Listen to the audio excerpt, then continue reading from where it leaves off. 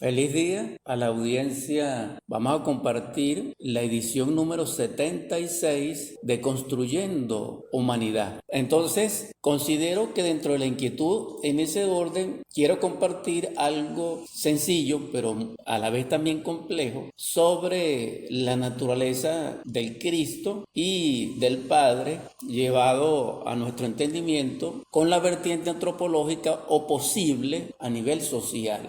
Vamos a desarrollar concretamente el tema sobre el contenido natural de esa presencia crística, logoica, dijéramos. Cuando digo logoica estoy hablando del logos solar. Recordemos que el Cristo dijo, soy la luz del mundo. Y metafóricamente podemos conectar en una interpretación que la luz dimana del sol y que Él es en sí la divinidad solar. Es decir, la emanación energética espiritual de esa luz que proviene del sol nuestro, que también tiene esa dimensionalidad. Todo tiene una dimensionalidad múltiple y unitaria al mismo tiempo. Las cosas no son como nosotros las vemos de un solo color o polarizadamente o tridimensionalmente, no. La vemos así, es por el estado en que nos encontramos de desarrollo interno cognitivo, perceptivo de la conciencia. Es decir, nuestra inconsciencia nos lleva a ese nivel de percepción. ¿Cuál es el asunto en sí? Es algo maravilloso que es tan simple que al mismo tiempo para nosotros es complejo. Sabemos que la pureza implica, dijéramos, como ser simple, pero no ser simple en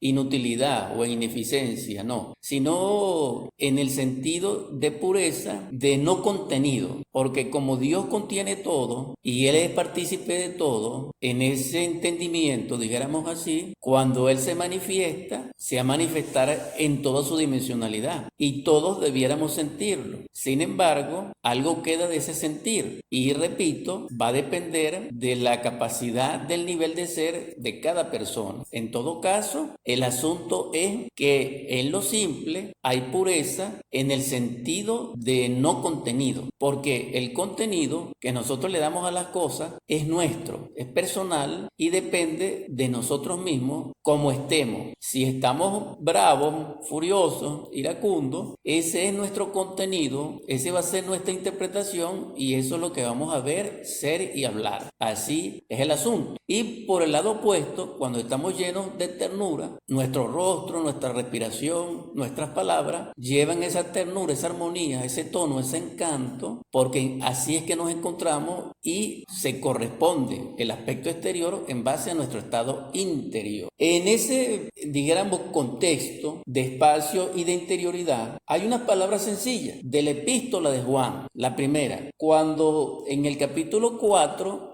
él se expresa del amor y cada uno de nosotros sobre el amor tendrá sus opiniones y sus sentimientos y todo lo que quiera. Y nosotros podemos hacer lo que queramos con eso. Sin embargo, esta cátedra que nos da aquí Juan, en su simpleza, nos demuestra en forma inequívoca que nosotros no amamos en el sentido real de la palabra, en su dimensionalidad exacta, sino que nosotros, como personas, como animales intelectuales racionales, muy estudiados, sí, y muy tecnológicamente avanzados, sí, y muy intelectuales, ese es nuestro nivel y en ese nivel es que amamos. No podemos decir que no, pero nosotros no podemos decir que amamos siendo violentos y violentos somos. Nosotros no podemos decir que amamos siendo lujuriosos y fornicarios porque lo somos y es sabido que realmente quien ama no llega a esos estados en ese nivel. Ni tampoco hubiera un récord de criminalidad a nivel social como la hay, ni hubiera una guerra mundial como la hay.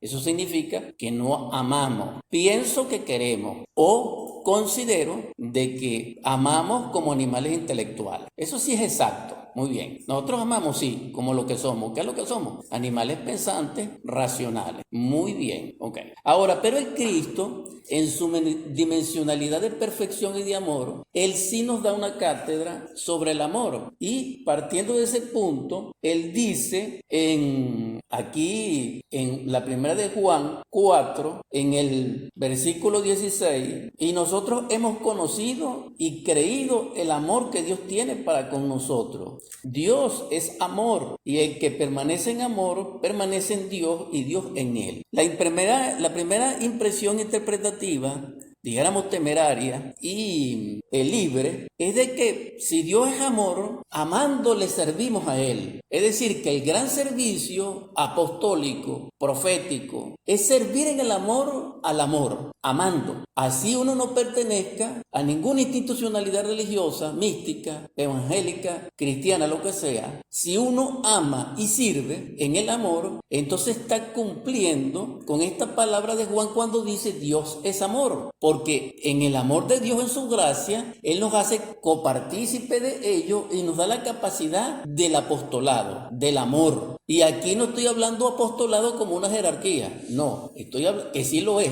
sí, pero en este momento estoy hablando es de la capacidad infinita de servir en el amor simplemente por amor, para amar. Esa sería la primera visión de este versículo. Pero él también dice que permanece en amor porque permanece en Dios y Dios en él. Entonces, esta gracia de amar, que es el servicio natural en Dios, es decir, es el sacerdocio, es el sacramento de servir, es el sacrificio. Entonces, no se necesita ser un pontífice, ser una jerarquía, dijéramos, social, aplaudida, venerada, para que uno ame a la humanidad. Porque para amar a la humanidad lo que se necesita es amarla. Y para amarla se necesita que Dios nos haga copartícipe en el amor, porque el amor es en Dios, no es en nosotros. Él lo decanta hacia nosotros como una efusión, Él le emana hacia nosotros, amándonos, y en ese amor que Él dimana hacia nosotros, en esa coparticipación, en esa energía que también lo es, entonces nosotros podemos amar. ¿Y cómo amamos? Amamos es dando, amamos es sirviendo, amamos es comprendiendo, amamos es con el prójimo.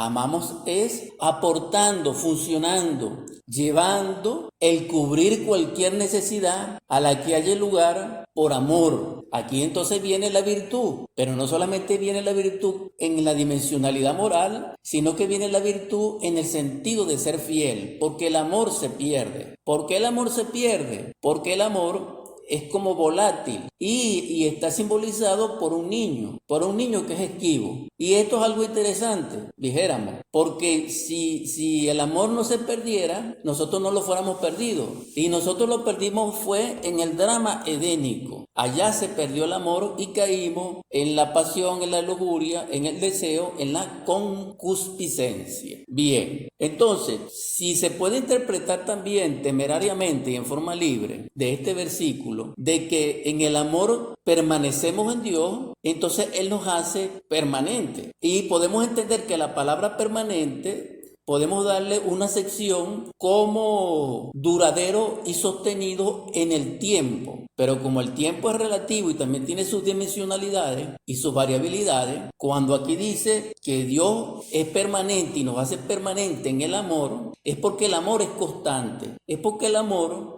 se agota la vida, se agota el matrimonio, se agota un planeta y el amor es, como lo dijera Pablo, se agota la ciencia, la fe y todo, pero el amor es, continúa. Para que nosotros tengamos una naturaleza continua, necesitamos conocer el amor como ciencia, el amor como sacerdocio de Dios, que es infinito. Pero entonces aquí surge lo que es la inmortalidad. Y cuando dirigimos la mirada hacia allá, entonces vemos que si existe alguna posibilidad de ser inmortal, es cristalizando a Dios dentro de nosotros a través de su energía en el amor, porque en el amor Él nos hace permanente. Entonces existe la posibilidad de que la carne corruptible se haga incorruptible, como dice Pablo. pero para ello se necesita conocer los misterios del amor, los misterios de Eros, que llamaron allá los griegos y que también lo llamaron los japoneses, los chinos, todas las culturas han hablado sobre el amor. Bien, entonces, si la religión más asequible es amar, porque Dios es amor, ¿qué nos impide a nosotros entonces amar? ¿Y por qué nosotros enfatizamos que amamos, pero nuestras obras no se confirman, ni se corresponden, ni son coherentes a nuestro amor? Entonces, allí está lo que debemos reflexionar y lo que debemos determinar en forma honesta para nosotros realmente caminar en la luz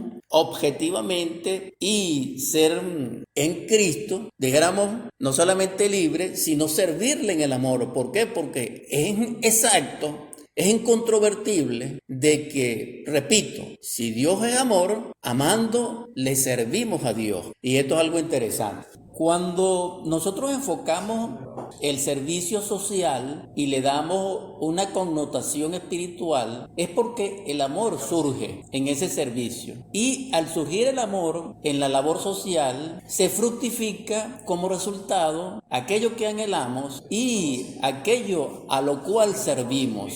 Pero cuando en la labor social o en la caridad o en la institucionalidad de servir por razón social carece de amor, no hay fruto verdaderamente. Y tarde o temprano aquello fracasa. ¿Fracasa por qué? Porque el servicio es egoísta, es personal y en el fondo es de interés. Porque cuando se habla de amor, en este caso, el servicio es portentoso y es indetenible. Cuando dos inteligencias humanas y voluntad soberana se unen en una labor social, eso es indetenible y es perdurable. ¿Por qué? Porque Dios es amor y el que ejerce el amor sirve a Dios y sirve a su semejante con poder. Entonces, ¿qué es el poder? Ejercer el sacerdocio del amor. Por eso es permanente, por eso es absoluto. Un valor absoluto, no solamente conceptualmente y dijéramos en definición, es el amor. ¿Por qué? Porque él pasa más allá de esa dimensionalidad y se convierte en un valor absoluto dimensionalmente. Porque con el amor, con ese poder, con esa energía a la cual Dios nos hace partícipe, porque Él es la fuente del amor y nos hace permanente en Él, entonces podemos estructurar, construir, edificar, erigir dentro de nosotros el templo para nuestro divino Elohim interior, para nuestro Jehová particular, y que está planteado a la luz y en la visión de Juan en Patmos como la Nueva Jerusalén, y que en el medioevo lo llamaron en la literatura de ese nivel el castillo de Camelot. Es una cuestión interpretativa, estén tranquilos, porque en el fondo es el mismo tema. ¿Cuál es el tema? Que el poder no nos consuma, sino que nos una, nos edifique y construye el bienestar común para todos. ¿Cuál es el objetivo? Dijéramos de la comunidad, dijéramos de una sociedad. No es que nos destruyamos todos, no. Pero cuando aparece la competencia individualista, es una expresión, dijéramos, en la funcionalidad del grupo, de la armonía, no de amor, sino que lleva una nota distorsionante egoísta, es decir, primero yo. Y cuando surge el primero yo, claro, surge el yo, pero yo se los quiero hablar poco, como les hablo tanto del yo y a veces no agrada, pero es inevitable porque el yo aparece, pues. Entonces, cuando uno dice, yo soy el que hago esto, así le estén pagando, entonces surge el personalismo. Claro, y si hablo del personalismo aquí, es mucho